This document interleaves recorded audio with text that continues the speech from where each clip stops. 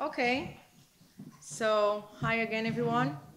We'll now have a presentation called High Performing Teams. It's not just about the process by Mrs. Indra Books. Indra, with 25 years of experience in both the public and private sectors, has a passion for working with organizations to effect meaningful, goal-oriented change, resulting in high-performing and inclusive team culture. She works to shift the focus in organizations to investments in culture, people, and mindset, and from short-term process concerns to long-term outcomes. Thank you.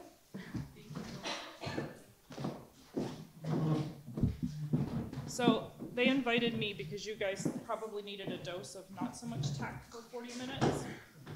And then they put me after the coffee break, so we're all hyped up on caffeine. What could be worse? But I'm going to ask you to do something really controversial right now and close your laptops. Oh, bonus points for those already had them closed. Can you use the microphone just I because can. of our online... Oh, he tested me already. It should be okay. So 2 things to know about me. I don't stand still, and I didn't even have any coffee. And I'll forget to forward the slides. So as long as we all are okay with both of those, we're going to get through the next 35 minutes I think we have left now without any drama. So I was already given a good introduction, but if you want to know more about me, you can go to this page and read it, and we won't take up time. One thing to know, when we mentioned the public and the private sector, that really resonated with the talks we had this morning about the challenges of meeting the goals, and that we have all these sustainability goals, and we keep getting farther and farther behind, but we keep adding more goals. How do we ever expect to achieve anything if we just keep piling the list higher and higher and higher and higher, but every year we go more and more behind? Where are we going to get? If we change the way we're working, then that list becomes more attainable and more manageable. I normally talk about how this affects teams directly, but as we're going through this today, think about what we discussed this morning in the presentations about how we have those goals, and the way we're working right now isn't working. It's not working. It's not effective. So let's think about that as we go through today. I also made some decisions. I'm going to click through a couple slides and not even talk about them, because we're going to go completely low tech today. And that's a bit unfair to the people on the video, because I did want them to get included in some of the discussion, but they can listen and follow along. So that's the slide we're going to skip over. So what are we going to talk about? What is agility? And no, it does not mean doing your yoga and your running and your fitness in the morning, although I could probably benefit from that because I'm likely to trip over these cords during this presentation. Why does it matter? Why is this important? Again, that's when you're going to think back to those talks this morning about how we're not meeting our goals. And what results could we see if we changed how we work and how we approach work? So what is agility? Surprise! You're going to tell me. All right, so I was going to have you do this on Mentimeter so we can make this beautiful word art collage, but we've had enough technical problems this morning, so we're not going to do that. So I need somebody to be super brave and shout out the first thing that comes to your mind when you hear the word agility. Adaptation. I didn't bring any prizes. I should have bought a bag of candy. Like, you know, the Mardi Gras when they throw the candy. All right, adaptation. What else do we think of when we hear the word agility? Efficiency. Efficacy. Fast. Flexible. Effortless. I might have to debate that one, because when you see me trip over this, it's not going to be effortless. Okay. What else? Stand up. Responsive. Just keep shouting. This isn't class. We don't have to raise our hands. And then everybody stops. Dance. Dancing. Not sloppy. Mobile. Adaptable. Dynamic. Anything else? I'm really proud of you guys. Nobody said Scrum or Kanban or XP. Kind of makes my next slide ineffective. This is usually what I hear when I ask people in the tech space what agility means to them. What I usually hear is, oh no, we do Scrum. We have stand-ups. We do retrospectives. And that's where it stops. What could be the problem with that?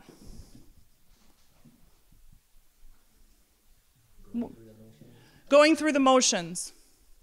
You know, we went through the motions with Microsoft Project. Anybody still use Microsoft Project in your office? We can have a journey. Okay, I'm buying that man a shot later because he's gonna need it. And then you sit through the meetings and you talk through every line in the project plan ad nauseum, and you adjust the dates and you shift the Gantt chart, and yeah. But if you do the same thing with agile frameworks like Scrum, and you're just like, well, we have a 15-minute stand-up every day, which about is the least inclusive word we can use. We do retrospectives. Every 2 weeks we do things. You're just doing a process. You're just going through the motions, and you're doing nothing different than reading every line in that Microsoft Project chart. It's just a tiny bit less painful. But this is what we see in the tech industry. 68% of companies that say they are agile mean that they're really doing Scrum. And then the other ones fall in. So what's so bad about that? The Agile Manifesto was written in 2001. Clearly somebody had a good idea, right? It's still around. What's bad about it? I'm not a footballer, but Nick Saban is a football coach, so he has things to say, apparently. A good process produces good results. Okay. What's wrong with that? Is good what we're going for?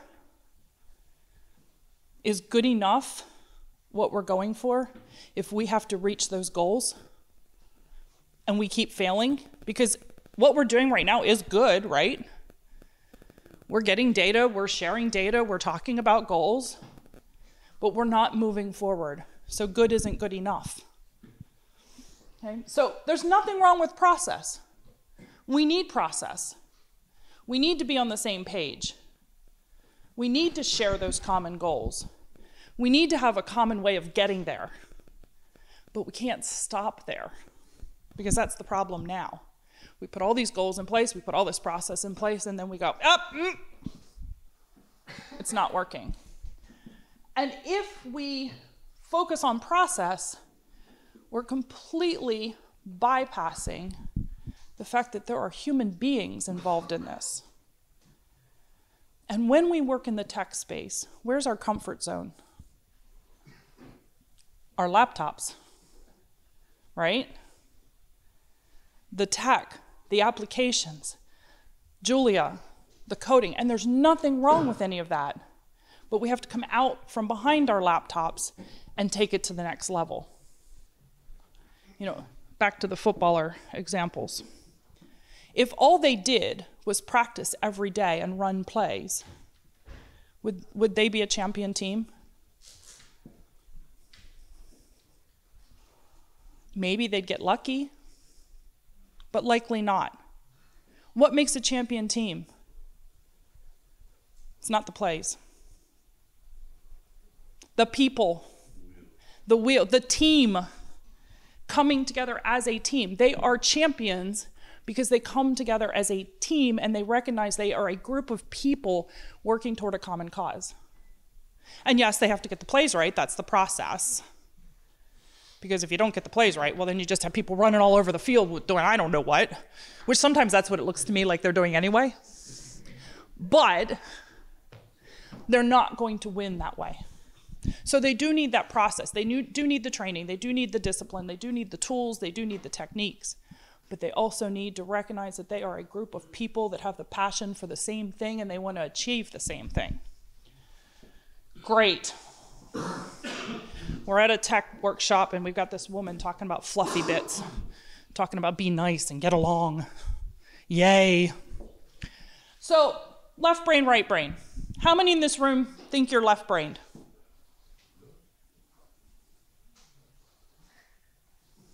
That's another whole workshop, I think. How many people think you're right-brained? How many people have no idea what I'm even talking about? And you'd like me to get to the point. All right, take a look up here in this little itty bitty picture. Left and right. Left is our logic and structure. That's our process. That's our tools. That's the mechanics. Now, how many people in this room are left-brained? You should probably all have your hands up. Okay. Right brain, human-centered. Our values, our principles, our ethics. Now, how many people think that's where they fall? Yeah. Somebody was going to get the bonus prize. I actually did a psychological survey when I was in university, back in the dark ages, before we had computers, by the way. And they had made a hypothesis about how many people were going to be left-brained and how many people were going to be right-brained from their sample. And then in I roll, and I took the exam, and I scored 50-50. And they huddled, nervous students, trying to get their research results for their PhDs. This can't be possible. Our hypothesis says people are left-brained or right-brained. She's done something wrong. The test is flawed. We have to do this over again. And they had me do the test again. Anybody want to guess what the score was? You smart people in this room. 50-50. They huddled again. Oh my God, what are we going to do? This is messing everything up. Should we throw her results out? Yes, because when you're doing research, you should throw out some of the results. That always ends well. The professor who had me in class said, guys, do you think maybe your hypothesis is wrong? The looks on their faces, it's like telling you to close your laptops. Mm-hmm. Because I am 50-50 right brain, and that is like a double-edged sword. Because I like to know what the big picture is, but I will get into those weeds and those details like nobody's business. Anybody other than me have a packing list to get here? Oh, thank heavens, I thought I was the only one. All right. I would be lost if I didn't have my list because my brain is always going in 50 different directions, and that list helps me center and focus. That's what this is about. We need that logic and structure, but we also need to remember that there are values and ethics and principles driving all of that. And it doesn't start with the process, it ends with the process. The process is how we're going to achieve the goals. Does that make sense to everybody? Or you're like, no, just stop talking and let us open the laptops back up. Yeah? That makes some sense? And this is what it looks like when we focus. So the first line of the Agile Manifesto says, we would rather focus on people and interactions than process and tools. And that's a hard pill for people to swallow, especially the people with the money. Because we all understand buying software and software subscriptions. We all understand buying tools. We all understand paying for people to go to classes to learn process, right? But then I show up and I go, but can't we think about the people? Can't we send the people for training? Can't we let the people figure out how they want to interact? And they go, well, yeah, but they need certifications. So it's a hard one. But when we focus on the people and interactions, we create inclusive and safe spaces where even crazy people like me talking about interactions feel comfortable showing up at a conference with a whole bunch of people that want to talk about data and process. That, and I'm also a bit fearless. We collaborate, we innovate, we grow because we have that space where we can do that. We inspect, we adapt, and we improve. And guess what? When we start doing that, we don't keep doing things the same way over and over and expecting different results. We don't keep creating SDGs year after year after year and then report that they're not getting where we want to go. I expect that something is somehow going to change. And we have transparency, visibility, and somebody said it earlier, flexibility. So it just shifts the narrative from the tools to how we're going to use those tools. And then thinking about the right tools. I'm sure we've all been in organizations where someone at some level made a decision that the company was going to use some tool. Maybe it's chat, maybe it's a coding language. And you're all sitting there going, but that's not how we work. That's not what we need. But it's been paid for, so we are going to use it. That's because we chose a tool without understanding how people want to work. And again, those things are important. The tools, the process, and the practices, they have to be there. I'm not saying chop the iceberg off at the top and get rid of it. But if we really want to make change, we need to focus on those principles, those values, and that mindset. And at the end, what are we trying to do? Now, people laugh at me because what are the first 3 letters of each of those words? A, D, D, and I actually have one that's H that goes in there somewhere as well. And, you know, maybe my little brain thought that that was a good way to explain it when I came up with this, but when we change how we work, we always want to focus on avoiding delays. That's kind of important, isn't it? Decreasing the risk, because at the end of the day, most of us are risk averse, aren't we? We don't want to put work into something to find out that we did it for no reason or that it created a bigger problem. And deliver value. How many people have been to a meeting and you're sitting in the meeting going, why are we here? Some of you might be thinking that right now, and that's okay. That meeting, when you're thinking that, is not delivering value. So why are you there? Wouldn't it be amazing if you had leaders who allowed you to skip that meeting that didn't bring any value? Oh, what would happen then? I actually used to let my team do that. Because, you know, the biggest way to find out if something is effective and useful is let people choose if they're going to attend it. And they're like, you know, but the person who set up the meeting, they might get upset. Yep, they might. Because if you invite 25 people at a meeting and only 3 show up, you might get upset, but you might also think about, why did I just have this meeting? We have to do the same thing with everything. If the work that we are doing is not bringing value, stop doing it. It's like when you go on a diet and then you don't lose weight. What happens? Do you keep doing it for 6 months with no results? Most of us aren't going to last 6 days without results. Why would we do the same thing in work? Why would we keep doing something over and over and over again that doesn't get us where we want to go? So I say, whenever you're making those goals, whenever you're creating your work product, whenever you're deciding what are we doing this month, think about this. Is it going to help us avoid delays? Is it going to decrease risk? And is it going to deliver value? I have one group, they start with the last question first. Does this deliver value? Nope, let's stop talking about it.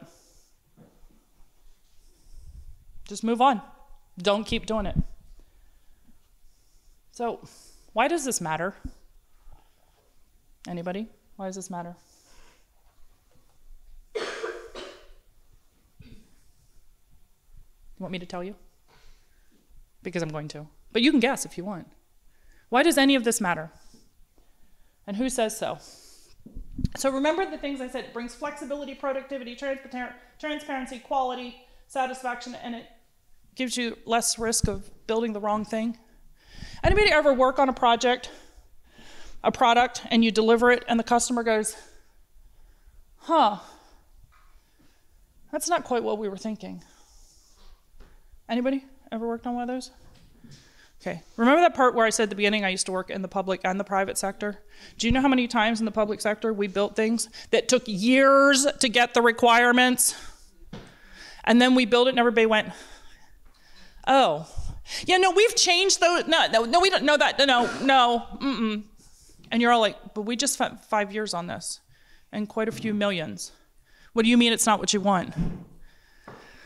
Yeah, let's not do that. Because back to that, avoid delays, decrease risk, deliver value. Did it do any of those things? If I built something and then you go, oh, it's not what I want? No. It's complete failure on everybody's part. The person that let you go 5 years building it and you building it for 5 years. Okay? So I'm not going to read all of these things with you, but the bottom line is there is mounds of research, and last year there was quite a bit. A group called Parable actually compiled all the research from McKinsey and Gartner and all the big think tanks, right, that always have something to say. And they found things like teams that are more agile see a 300, that is not a typo, by the way, 300% increase in productivity.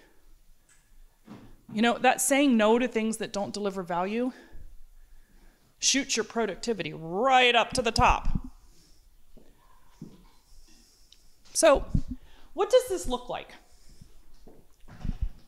Safe, inclusive spaces with engaged employees. Ooh, that's a big one. Ever sit in a meeting and feel like you can't speak up because what you have to say goes against what everybody else has to say, or you don't feel safe to say it because somebody else is always leading the charge? Anybody ever feel kind of and you sit there with your laptop and you don't say anything because you don't feel comfortable? Yeah.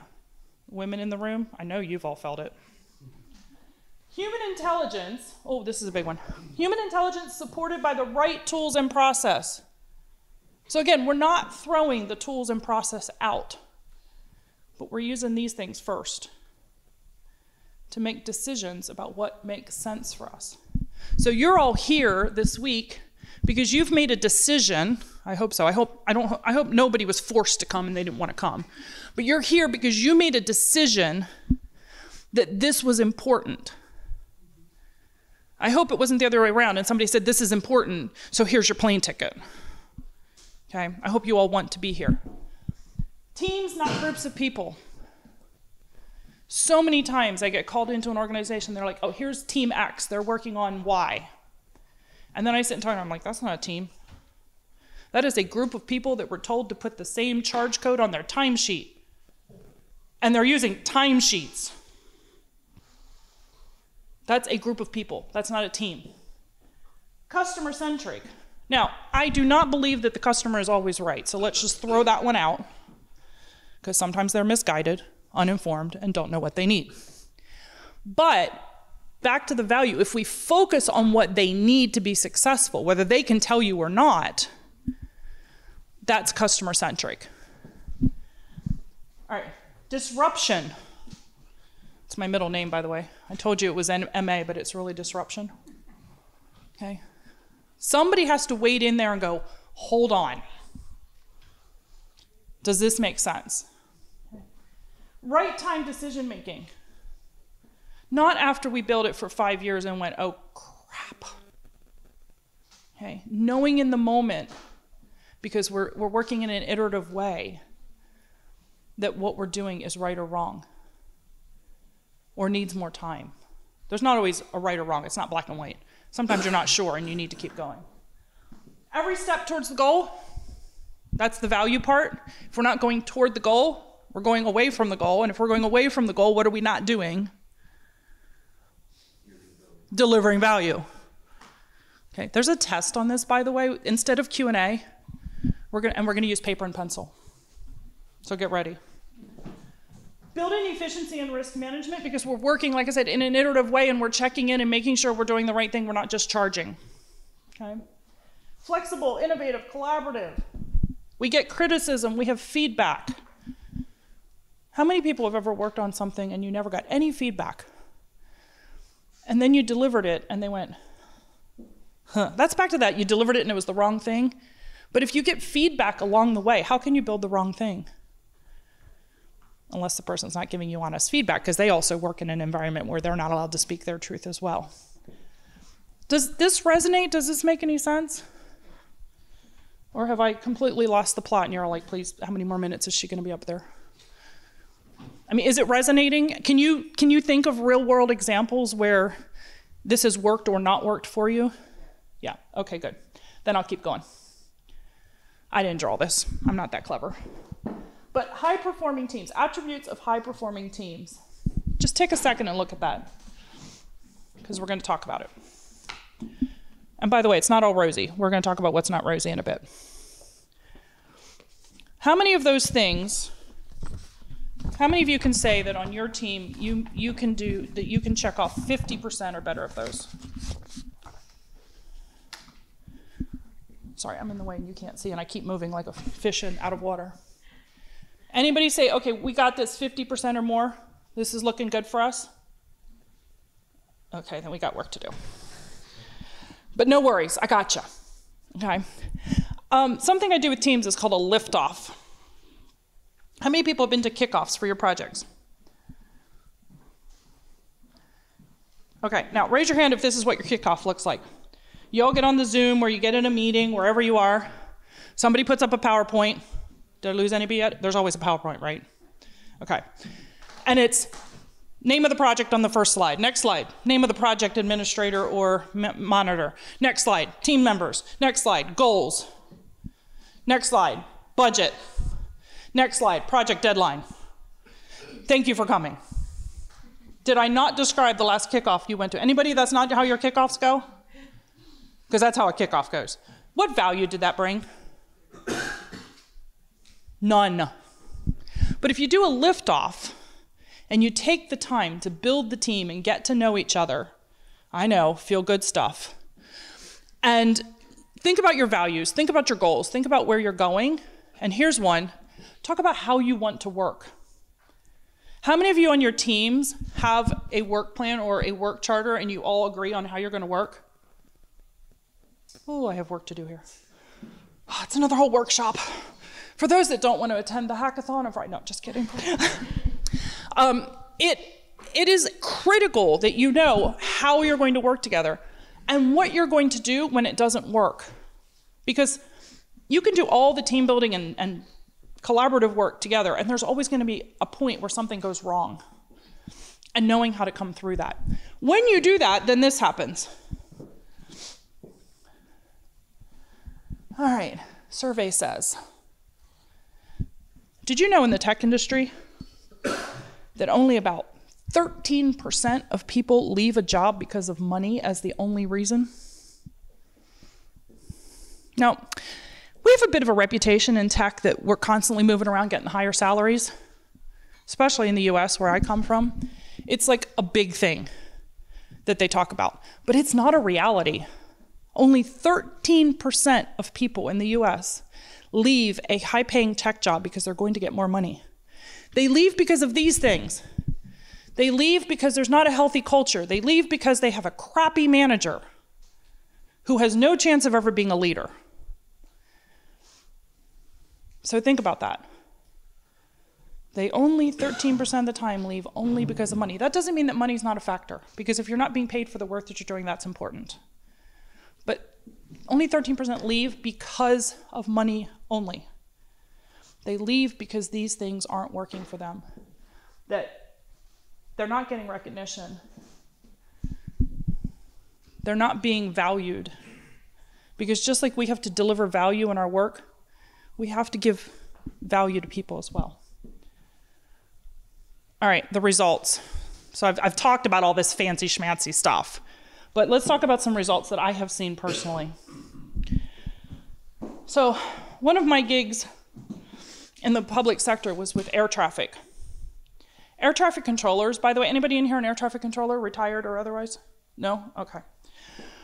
Air traffic controllers speak a language that none of us understand. Just like if you went somewhere and started talking about Julia, people would be like, I understand the words, but I don't know what they're saying. Okay? I didn't know any air traffic language when I started working with these teams.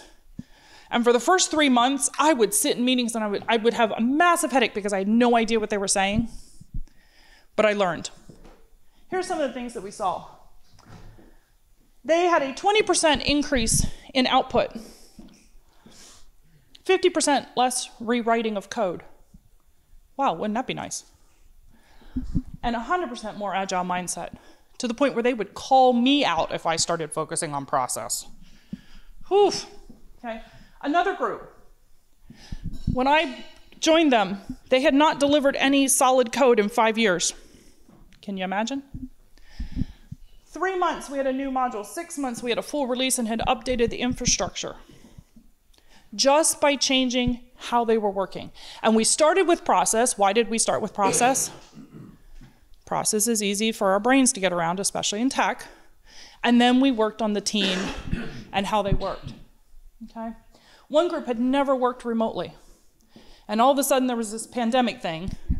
And whoo boy, Then it ended, and they were like, huh. First ever fully remote team. We hired the entire team of 10 people in 3 weeks. That included the interviews, the vetting, all the things that have to be done in HR, et cetera, et cetera. Onboarded them, and in 10 weeks, a group of 10 people who had never worked together, half of whom did not have the technical expertise, but had the mindset, were all up to speed and delivering. So it does work. 80% reduced time to delivery. 75, one group saw a 75% reduction in non-value added work. Can you imagine 3/4 of your day is a waste of time? And how elevating that is when you suddenly are not wasting time. All right, let's move along. Time is ticking. Okay. Team building, connecting, qualifying, showing value, and building skills. We have talked about all of that. Now, the good, the bad, and the ugly quickly so we can wrap this up so you can get to the actual thing of talking about Julia, which I know you're all waiting for. Agile adoption by the numbers. Agility in software teams went from 37% increase in 2020 to 86% in, just 1 year later. What was happening in that time? Suddenly the world turned upside down and we had to rethink how we were working. And sometimes it takes a catastrophe for change, but wouldn't it be nice if we could change without a catastrophe to force us to do it? And then go, oh! Okay. Sales on agile teams, 200% increase in sales for those that need to see the money part of it. 200% increase in sales when you change how you work. Okay, that's the good part. But like I said, it's not all rosy because change is hard. This is what happens when you have some people who want to change and some people who don't, or can't, or won't. And you see things like this. 74% of organizations say that they use frameworks, but their culture doesn't support it. That's that process thing. So they did the process thing. By the way, anybody that wants to learn Scrum on the break, I can teach you in 15 minutes. And you're like, I thought the class was 3 days. Yes, I can teach you in 15 minutes. It's process. But when you change how you think, you see a difference. The other ones are sad. 13% said that they felt like that their management supported them. Okay. 38% they don't get any support. 62% of management believes it has no implication. It does. You cannot be a leader and say, yeah, that sounds great, go ahead. Let me know how it turns out. No, that does not work. So this is the sad part of it. 72% of leaders think they are effective. Their employees disagree.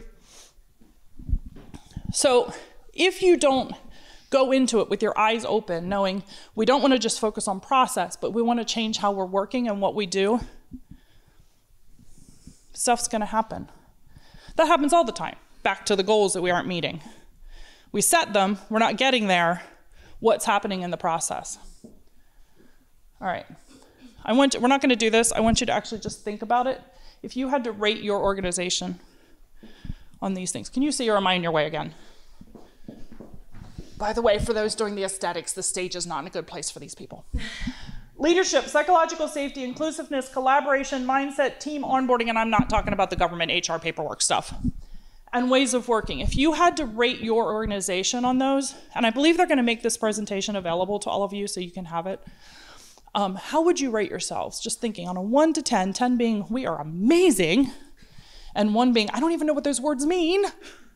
How would you rate your organization? Think about that. I'm going to leave you with that one. If you want to read more about this, I have apparently copious amounts of time on my hand because I have loads of free resources. You can just go sign up and read things I didn't write. There's also a whole library of things I did write, 200 of them to be exact. But loads of information so you can learn more about the frameworks and the ways of working and everything in between. And I am going to be here all week. I'll be doing stand-up Thursday night at the after hours. But if you scan that code, it has my LinkedIn, it has my website, and it also has a link if you want to get together this week and actually say, hey, at 3 o'clock on Thursday, I'd like to talk to you.